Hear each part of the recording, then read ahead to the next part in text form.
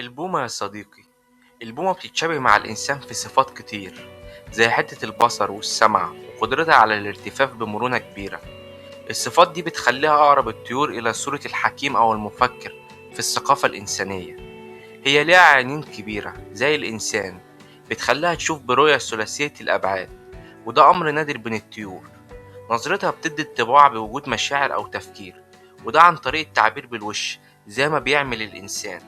رقبتها بقى فيها ميزة مذهلة جدا، وهي بتمتلك 14 فقرة عنقية بتسمح ليها إنها تلف رقبتها حتى 270 درجة، وده قريب جدا للإنسان لما بيراقب البيئة.